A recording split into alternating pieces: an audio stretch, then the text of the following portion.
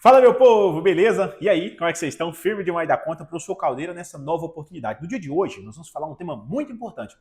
Eu quero falar com vocês sobre ação, omissão, conduta, melhor dizendo. Tem muita gente que fica sempre perguntando, professor, tá, beleza, tem crimes que são praticados por ação. Aí tem crimes que são praticados por omissão. Como é que funciona tudo isso? Como é que funciona? Eu vou te mostrar agora, dê uma olhada na tela. Veja bem, primeira coisa que você precisa entender é sobre a figura do aspecto de conduta. Professor, o que é a conduta? A conduta é sempre o primeiro fator a ser analisado dentro da estrutura de qualquer crime, de qualquer aula de direito penal. Então não tem como a gente falar de ação ou omissão sem falar de conduta. Tá? Todos os crimes, ou melhor dizendo, né, a ideia central, né, de volta comigo, a ideia central é que os crimes são praticados por meio de uma conduta.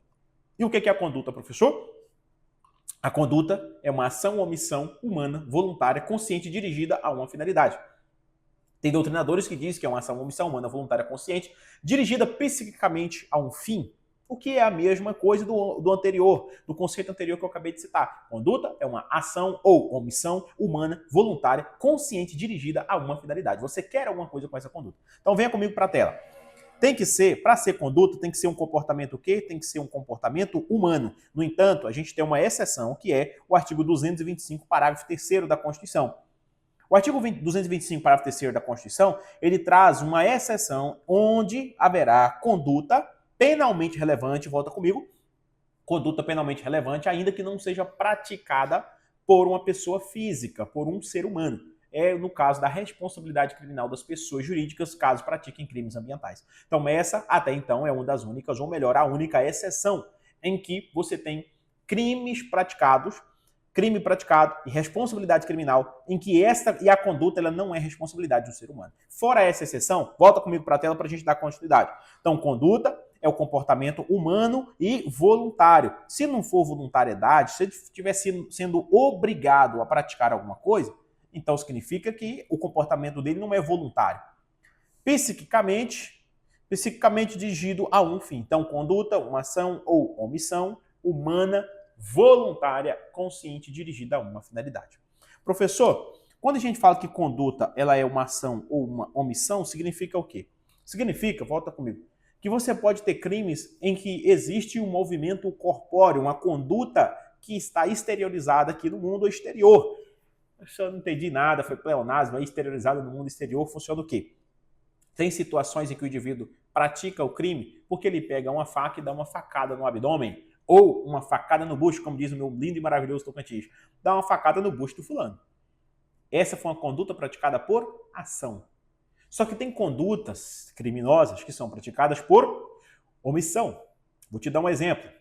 Um policial aborda determinado indivíduo e aí ele vê os integrantes de sua guarnição, seus companheiros de equipe, torturarem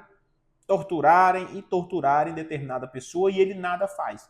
E digamos que ele é um superior da viatura, ele é o 01 da viatura, o comandante da viatura. E ele vê os seus subordinados torturando outra pessoa e ele não faz nada. Ele fica quietinho aqui, ó, mexendo no celular, no WhatsApp. Professor, tem tortura para ele também? Tem.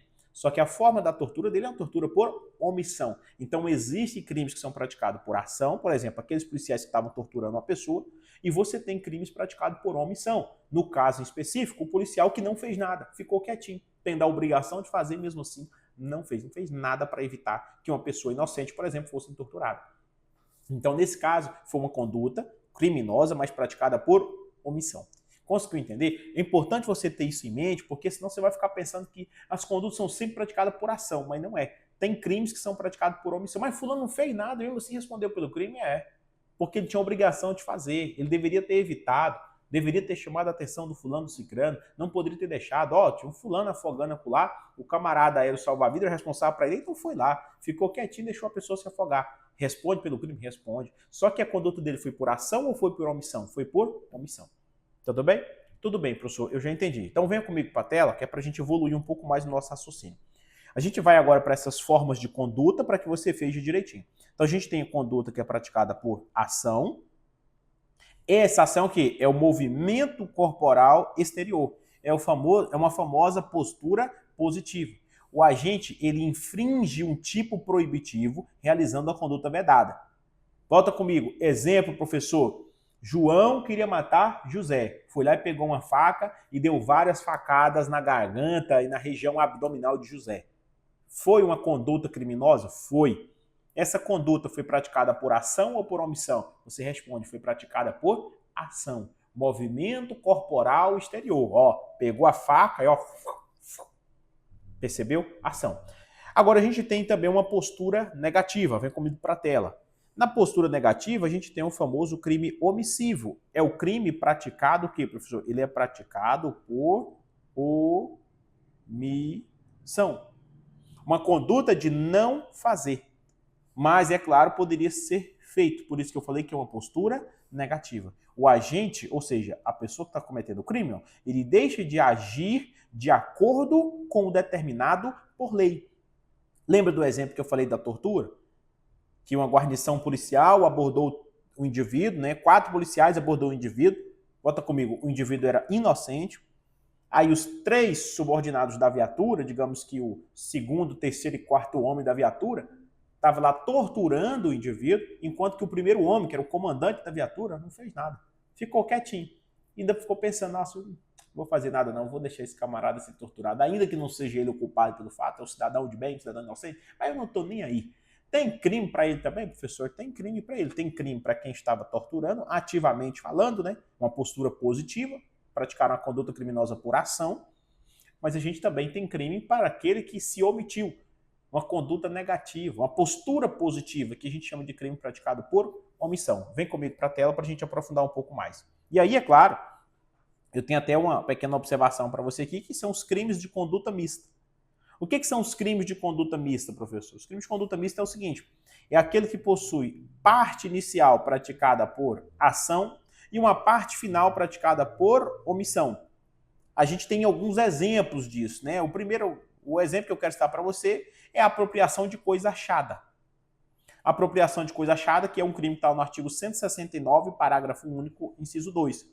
O indivíduo que acha determinada situação, acha um objeto, ele tem um período legal, salvo melhor juízo, de 15 dias para procurar o verdadeiro proprietário ou, por exemplo, procurar alguma autoridade competente para devolver. Se assim não faz, ele deixa de ir.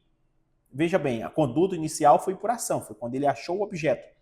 Mas depois ele resolveu ficar com o objeto para ele. Ele não procurou a autoridade, não procurou identificar o verdadeiro dono, o verdadeiro proprietário. Então ele achou inicialmente conduta por ação, mas depois ele se omitiu, ele não foi até a autoridade ou procurar a pessoa que era o verdadeiro proprietário do bem. Nesse caso, uma omissão. Aí nesse caso a gente chama de crimes de conduta mista. Beleza, professor? Tudo certo. E aí a gente tem, é claro, também a teoria adotada nesses casos, falando, é claro, principalmente da figura da omissão. E a teoria adotada pelo Código Penal, tá bom? É importante que vocês até anotem isso, é a teoria normativa. O que diz a teoria normativa, professor? A omissão ela é determinada por lei. Só será relevante ao direito penal a omissão quando a lei impunha a uma ação diante da inércia do agente. Volta comigo, o que isso significa? Significa o seguinte, que se você estiver passando na rua e aí você vê alguém sendo roubado, você está passando, normalmente você ainda não é policial, deixo claro isso, você está passeando na rua e vê um indivíduo, um algoz, um criminoso com a arma na mão, apontando para a cabeça da vítima e falando para ele entregar o celular. Você tem a obrigação de parar ali e tentar impedir aquele fato? Não. É claro que não tem. Aí você deve estar me perguntando assim, uai, professor, meu Deus do céu, agora fudeu tudo. Como é que a pessoa vai praticar? A pessoa vai se salvar como? Irmão, aí já não é problema seu. É o famoso e eu quico. E eu com isso? Se você descer lá, você vai tomar um tiro igual, correr o mesmo risco que aquela pessoa que está sendo roubada ali, por exemplo, está correndo. Se a lei não fala que você é obrigado a parar e agir, nesse caso, irmão, você não responde por crime caso você seja omisso. Então, veja bem o que eu estou dizendo a você.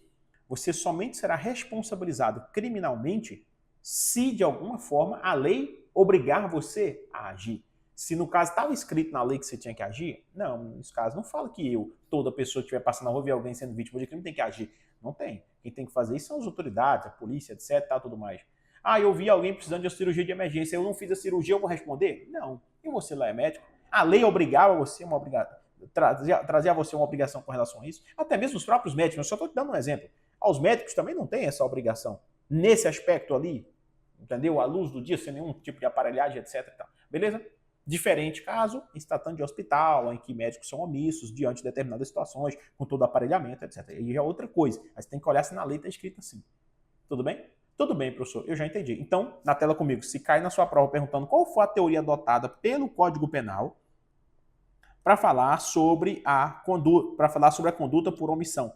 A questão da omissão, qual foi a teoria adotada? Você vai lembrar assim, ó, foi adotada a teoria normativa. Foi ela que foi adotada pelo Código. O que significa teoria normativa? A omissão, ela só pode gerar responsabilidade criminal para alguém se for determinada por lei. Se não tiver na lei, meu amigo, você pode ficar tranquilo, que você não precisa agir. Na lei não falava que eu era obrigado, professor, então beleza. Se a lei não falava que você era obrigado, você não precisa. Tudo bem?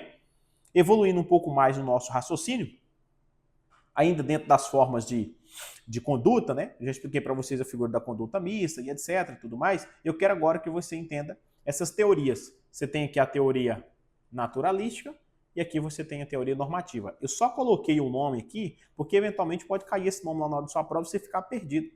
Foi só por isso. Mas você, inclusive, já sabe que a teoria adotada foi a teoria aqui, professor, a teoria normativa. Para a teoria naturalista, a omissão seria o quê, professor? Para ela, a teoria, para a teoria naturalística, a omissão ela é um fenômeno causal, sendo uma verdadeira espécie de quê? Uma verdadeira espécie de ação. Quem se omite faz efetivamente alguma coisa, por produzir o resultado dos fatos. Mas ela não foi adotada. Qual foi a teoria adotada? Teoria normativa. E o que diz a teoria normativa, professor? Que a omissão ela é determinada por lei. E aí, nesse caso, ela só será relevante, né? Se, é claro, a lei estiver falando, olha, fulano de tal tem a obrigação de agir. Aí ele não agiu, aí ele responde por crime. Porque, do contrário, não tem nenhum tipo de punição. Deu certo? Professor, deu tudo certo, já consegui entender, já está na ponta da língua. Vamos evoluir um pouco mais nosso raciocínio, que eu quero te mostrar agora as espécies de omissão. Porque, com relação à questão da ação, está tranquilo. Agora, a gente vai para as espécies de omissão. Eu quero te mostrar 2 tipos de omissão. Você vai entender o que seriam os crimes omissivos próprios, também chamado de omissivo puro, e você vai ver a omissão imprópria, tá bom? Dá uma olhada na tela, venha comigo. Aí eu preparei uma tabelinha, se você quiser, você pode tirar print dessa tabela, pode tirar foto, enfim, pode imprimir também, tá bom? Tá à sua disposição aí. Vamos lá.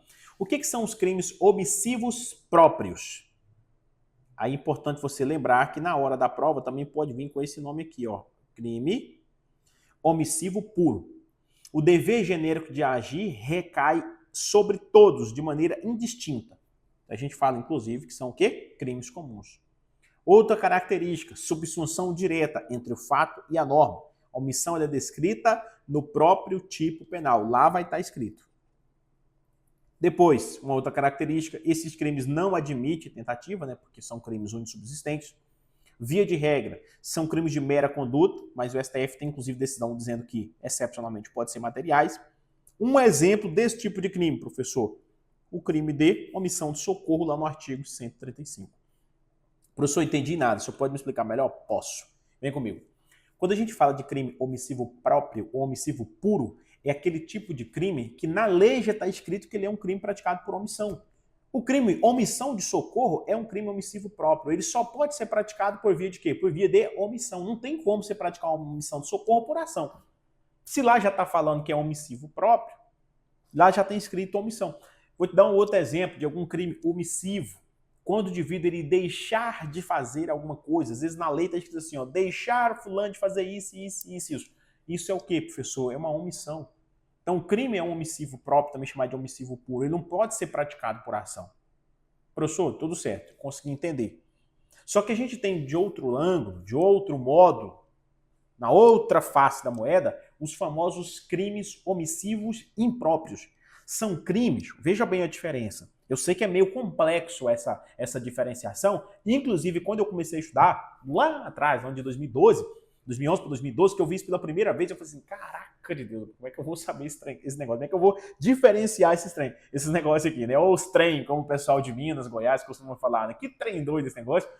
Eu peguei uma tabelinha como essa, anotei ali à mão, na época eu não tinha impressora, nem tampouco dinheiro para ir na lan house, para imprimir alguma coisa. Eu peguei uma folha de caderno ali, fiz essa tabelinha, coloquei na parede e fiquei lendo aqui toda hora. Depois eu preguei perto do banheiro também, a paredinha de alvenaria do banheiro, coloquei lá também, porque toda vez que eu escovar o dente eu olhava aqui negócio. Não preguei só essa tabela não, de várias outras matérias da área do direito. Quando eu estava com dificuldade de entender a diferença ali, eu fazia isso. Então a minha dica para você. O que é o homicídio impróprio? Como o próprio nome já diz, ó, homicídio impróprio. No homicídio próprio, o crime já é por omissão. No homicídio impróprio é um crime que a regra ele seria praticada por ação, mas por outro ângulo virou homicídio. Dê uma olhada, vem comigo. O que diz o outro lado da tabela? Ó, homicídios impróprios, também chamado de espúrios ou chamados de crime comissivos por omissão. Professor, o que é o crime comissivo? Crime comissivo é aquele crime que é diferente do crime omissivo. Comissivos são crimes praticados por ação. Então vamos lá. Se no crime omissivo próprio o dever genérico de agir recai sobre qualquer pessoa, nos crimes omissivos impróprios, dever específico de evitar o resultado recai sobre pessoas específicas, os famosos garantes e garantidores, lá no artigo 13, parágrafo 2º. São inclusive crimes próprios. Outro detalhe importante, subsunção indireta entre o fato e a norma. Esse tipo penal descreve uma ação, mas a inércia do descumprimento do seu dever de agir leva à produção de resultado naturalístico. Professor, não entendi. Exemplo, tem crimes de homicídio que são praticados por omissão. Um cuidador de idosos, por exemplo, está com um idoso ali na beira da piscina, passeando. Aí o idoso vai e cai na piscina. A piscina é rasa, irmão. Só que a pessoa idosa não está conseguindo mais movimentar, já está deficiente, os membros inferiores, as pernas não funcionam mais. Então, a piscina, no máximo, daria no peito do idoso e no peito do cuidador. No entanto, como o idoso está deficiente, as pernas não estão funcionando, o idoso está se afogando. Aquela pessoa, aquele cuidador, tem a função de garante. Só que ele olha e nada faz. Fala assim, não fui eu que joguei ele, aí eu não tenho a obrigação de agir. O pior que tem, essa pessoa pode sim responder pelo homicídio. Há situações em que mães, pai, padrasto, madrasto também têm a função de garantidores. Eu sugiro que você leia o artigo 13, parágrafo 2º. Até marquei para você aqui, ó. Tá aqui, ó. Artigo 13, parágrafo 2º, tá lá. Aquele que tenha por lei a obrigação de cuidado, proteção, vigilância, aquele que com seu comportamento anterior criou risco para a situação, então está escrito aqui. Há situações em que salva vidas, tem a obrigação de salvar determinada pessoa de um afogamento, nada faz, fica lá mexendo no celular, dá uma olhadinha e não age. Então, essas pessoas, os garantes e os garantidores, respondem por crimes no formato omissivo, mesmo que, veja bem, responde pelo crime no formato omissivo, mesmo que o crime não fosse crime praticado por omissão. Era um crime praticado por ação, mas nesse caso tem responsabilidade. Continuando na nossa tabela, só lembrando que os crimes omissivos impróprios, eles admitem a tentativa, né? Eles são diferentes dos crimes omissivos puros. Eles são crimes plurissubsistentes. Tá? Via de regra, são crimes materiais. Exemplo, ó, deixei aqui para vocês, eu já testei esse exemplo. Salva-vidas que, podendo, deixa de impedir um afogamento, né? E a pessoa morre. Beleza, professor, tá tudo certo. Nós estamos aí com pouco menos de 20 minutos de aula. Tá? Antes de finalizar, eu gostaria de mostrar aqui para vocês, tá, as nossas causas excludentes de condutas. Professor, não entendi. O que eu vou colocar para você agora, daqui a pouquinho na tela, ainda permaneça comigo, são situações em que o indivíduo não responderá por crime porque não haverá conduta. É isso mesmo. Professor, não haverá conduta? Não, não vai ter conduta nesse caso. Vem para a tela. Primeiro excludente de conduta. Caso fortuito. Depois, movimentos reflexos. Depois, coação física irresistível. E depois, o sonambulismo ou hipnose. Vou explicar cada uma para vocês. Caso fortuito, tá, e força maior são situações que excluem a conduta, né? Caso fortuito, uma ação humana. Tá aqui, uma ação humana. Força maior, uma ação da natureza. São acontecimentos o quê? Imprevisíveis e inevitáveis, que escapam do controle, da vontade do indivíduo. Então, um exemplo de natureza, professor, não é um raio cai em cima da cabeça do camarada. Um raio caiu, olha a loucura. Um raio caiu em cima de uma árvore, essa árvore caiu em cima de uma pessoa. A pessoa morreu. Professor, quem tem culpa por isso aí? Ninguém. É um excludente de conduta. Tem situações, inclusive, até mesmo sendo ação humana, mas se for oriunda, for dirigida de um caso fortuito, também não há que se falar em crime. Outra situação, na tela comigo, movimentos reflexos, que são reações corporais automáticas, os quais independem da vontade de quem? Do ser humano. São reações fisiológicas que decorrem da provocação de sentidos. Então, o movimento reflexo também exclui conduta. Depois, coação física irresistível, a famosa vis absoluta. né? O agente que fisicamente é controlado pelo coautor, de modo que não há vontade. Exclui o dolo e, por conseguinte, é claro que exclui a tipicidade. Tá? Tem um exemplo aqui que eu coloquei na tela para vocês, que é o seguinte. Tiago aperta o dedo de Ana contra o gatilho para matar alguém. Mas, atenção, aqui a coação é o quê? É física, né? Se for uma coação moral, que é a famosa vis compulsiva, aí nesse caso já é excludente da culpabilidade que está lá na frente. Professor, eu não entendi esse exemplo de coação física. Vou te dar um outro exemplo. Vamos imaginar que determinada pessoa, gerente de um banco, tem o professor Chiquinho, Francisco Menezes, né, que a gente chama carinhosamente de Chiquinho, um excelente professor de direito penal, inclusive, tá? Advogado, excelente advogado, mineiro. Eu acho que ele é mineiro, eu acho que ele é de Minas Gerais. Um camarada extraordinariamente sábio no que diz respeito aos livros, a tudo que ele escreve de direito penal. O considero um doutrinador, embora talvez ele não considere assim, mas enfim, eu o considero um doutrinador. Foi meu professor e é um cara extraordinário, sabe muito de direito penal. Ele dá um exemplo nas aulas, nas lições dele, que é o seguinte: determinado indivíduo gerente de um banco. Aí vem lá o novo cangaço, que é nada mais nada menos que um monte de malandro, um monte de vagabundo, invade o banco, sequestra a família do gerente em casa. Então tem um grupo com a família do gerente em casa e um outro grupo vai no banco. Veja bem como é que funciona e como é que o direito penal ele é extremamente detalhista. Se um detalhe errado, você acaba errando a questão de prova. Principalmente você que vai fazer prova para concursos um pouco mais pesados. Vai fazer uma prova com um concurso. Tem alguns estados, concurso de oficial investigador de polícia, né, que é o antigo cargo de agente escrivão, que as provas são mais pesadas. Tem alguns cargos de oficial de polícia. Se for fazer prova de oficial de polícia, eu falo isso porque talvez você vai fazer uma prova dessa.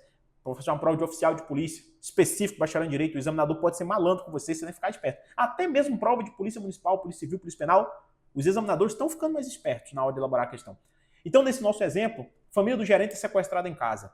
O gerente está sob a mira de uma arma do banco. Se um bandido fala assim, ô gerente, você vai colocar a sua digital e vai colocar o seu olho ali para a leitura da situação da capimetria, né, e tudo mais, da íris do olho, né, e tudo mais. Você vai colocar seu olho ali para destravar o cofre. Senão, sua família lá na sua casa vai morrer. E o gerente assim faz. Professor, teve crime para o gerente por ter aberto o cofre? Ele é cúmplice daquela organização criminosa, associação criminosa? Não. Mas a pergunta pesada de prova, ela não vai vir perguntando. Você vai falar assim, ó. Vai excluir qual elemento dentro da teoria do crime? Tome muito cuidado. Professor, mas ele foi obrigado, então, coação física. Não teve coação física. Aquela coação foi coação moral. Tá? Ninguém pegou o braço dele, cortou, obrigou, levou lá. Na verdade, não foi isso, uma coação moral. Ele não fez isso. Às vezes ele estava com medo de morrer ou estava com medo que a sua família morresse. Aí é um excludente de culpabilidade. Dentro do elemento exigibilidade de conduta diversa. Está lá no artigo 22 do Código Penal. Depois dá uma olhada lá. Coação moral irresistível. Ele foi coagido moralmente, ou com medo de perder a vida, ou com medo de que a sua família perdesse a vida. Agora, se de outro ângulo, aquela organização criminosa bate, rebenta o cara na porrada. Rebenta mesmo.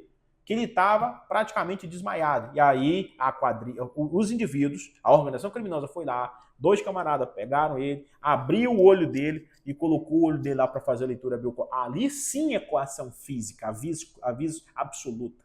Aí nesse caso nós estamos diante de uma coação física. E aí, portanto, vai haver a exclusão da conduta. Não teve conduta por parte dele.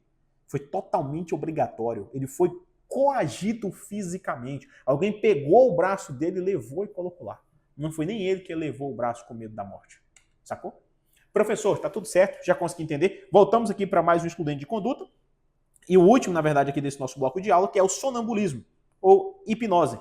São atos praticados o quê? Em estado de inconsciência, de modo que não há consciência, não há dolo, e consequentemente não há conduta. Então, se o indivíduo estiver hipnotizado, se o indivíduo estiver diante de um sonambulismo, não há que se falar em conduta. Ele não teve consciência. Lembra que eu falei para vocês lá no início da aula?